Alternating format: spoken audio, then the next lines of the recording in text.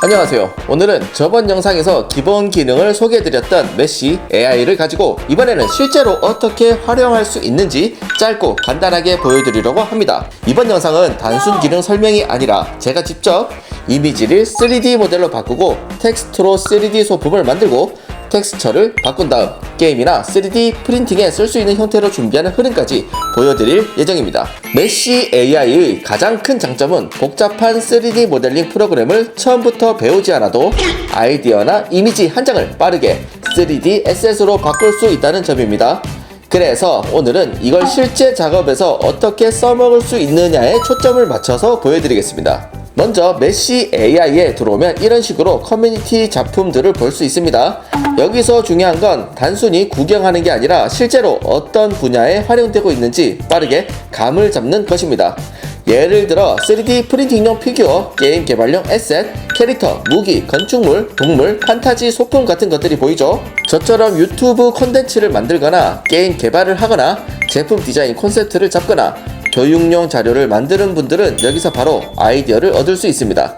특히 이미 만들어진 결과물을 보면 이 정도 퀄리티면 내 프로젝트의 초안 제작이나 시각화에는 충분히 쓸 수 있겠구나 라는 판단이 빨리 됩니다. 그래서 첫 번째 실사용 포인트는 아이디어 탐색과 제작을 한 화면에서 이어갈 수 있다는 점이죠. 이제 실제로 하나 만들어 보겠습니다. 첫 번째 시연은 이미지를 3D 모델로 바꾸는 과정입니다. 예를 들어 제가 이런 간단한 캐릭터 이미지를 하나 가지고 있다고 해보겠습니다. 원래라면 이 이미지를 3D로 만들기 위해 모델링, 형태 잡기, UV, 텍스처까지 여러 단계를 거쳐야 하는데 메쉬 AI에서는 이미지를 업로드해서 빠르게 3D 결과를 확인할 수 있습니다. 여기에서 이미지를 업로드하고 결과가 나오면 이렇게 브라우저 아래서 바로 3D 모델을 돌려볼 수 있습니다.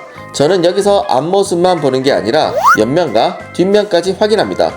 왜냐하면 실제로 게임이나 3D 프린팅에 쓰려면 정면만 예쁜 모델이 아니라 전체 형태가 자연스러운지가 중요하기 때문이죠. 이렇게 이미지 한 장이 있다면 정말 편하죠. 하지만 이미지가 없을 경우 사용 방법도 보여드리겠습니다. 두 번째는 이미지가 없을 때입니다. 작업하다 보면 게임에 쓸 작은 소품이 필요한데 아직 그림도 없고 모델도 없다는 상황이 많습니다. 이럴 때는 텍스트만으로도 3D 모델을 만들어 볼 수 있습니다. 예를 들어 저는 로우 폴리 판타지 보물상자, 나무 재질, 금색 금속 장식, 작은 게임 에셋, 스타일라이즈드 느낌이라고 입력해 보겠습니다. 여기서 핵심은 사용 목적을 같이 적는 것입니다. 게임용이면 로우 폴리, 3D 프린팅용이면 프린트 테이블 피규어, 제품 콘셉트면 프로덕트 디자인 목업처럼 목적을 적어주는 게 좋습니다. 이렇게 결과가 나오면 완성형 모델이라기보다 빠르게 쓸 수 있는 초안 에셋이라고 생각하면 좋습니다.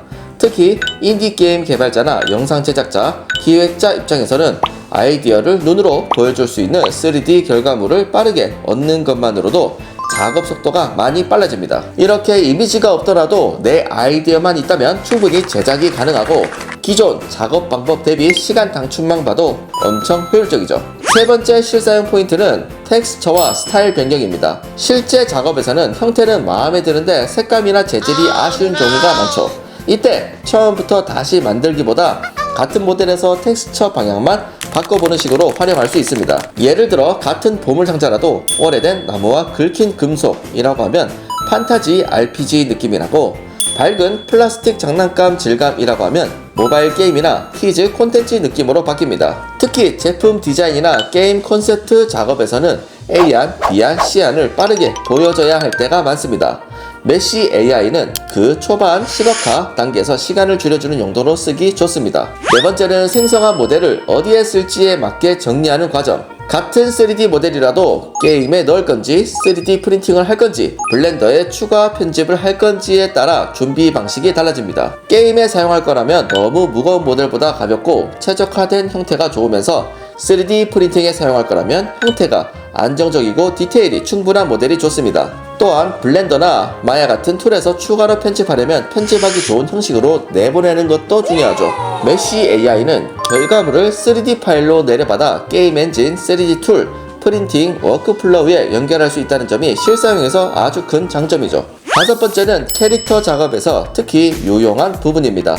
캐릭터 모델을 만들었다면 다음 고민은 이걸 어떻게 움직이게 하지입니다. 메시 AI에서는 캐릭터의 리깅을 적용하고 애니메이션, 프리셋을 활용하는 흐름까지 연결할 수 있습니다. 예를 들어 게임 캐릭터를 만든 뒤 걷기나 달리기 같은 기본 동작을 미리 확인할 수 있다면 단순한 3D 이미지가 아니라 실제 프로젝트에 들어갈 수 있는 캐릭터 에셋처럼 느껴집니다. 물론 최종 상업 프로젝트에서는 추가 편집이나 검수가 필요할 수 있지만 초안 제작이나 프로토타입 단계에서는 이런 기능만으로도 충분히 빠른 테스트가 가능합니다.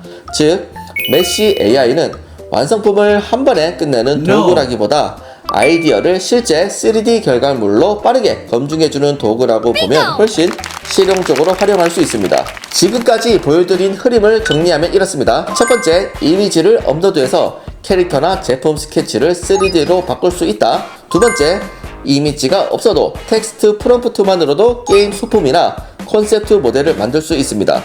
세 번째, 텍스처와 스타일을 바꿔서 같은 모델을 여러 콘셉트로 테스트할 수 있는 점. 네 번째, 목적에 맞게 모델을 정리해서 게임, 3D 프린팅, 블렌더 편집, AR이나 VR 같은 콘텐츠 쪽으로 이어갈 수 있습니다. 제가 생각하는 메시 AI의 장점은 크게 세 가지입니다. 빠르게 만들 수 있고 처음에 쓰는 사람도 접근하기 쉽고 만든 결과물을 여러 분야로 연결할 수 있다는 것. 그래서 개인적으로는 완성 모델을 만드는 용도뿐 아니라 기획 단계에서 빠르게 시각화하고 비교하는 용도로도 굉장히 유용하다고 느껴졌죠. 오늘은 메시 AI를 활용해서 실제로 어떤 연출을 보여줄 수 있는지, 그리고 어떤 식으로 실사용 시연을 구성하면 좋은지 살펴봤습니다. 3D 모델링이 어렵게 느껴졌던 분들이라면 메시 AI를 사용해서 먼저 가볍게 아이디어를 만들어보고 그 다음 블렌더나 게임 엔진에서 다듬는 방식으로 접근해 보시면 좋을 것 같습니다. 특히 인디게임 개발자, 3D 프린팅 재미를 가지신 분, 제품 콘셉트를 빠르게 보여줘야 하는 분들에게는 꽤나 실용적인 선택지가 될 수 있습니다. 오늘 영상이 도움이 되셨다면 좋아요와 구독 부탁드리고 다음 영상에서는 메시 AI를 활용하여 동영상 제작에 어떻게 활용하는지 이어서 보여드리도록 하겠습니다. 시청해주셔서 감사합니다.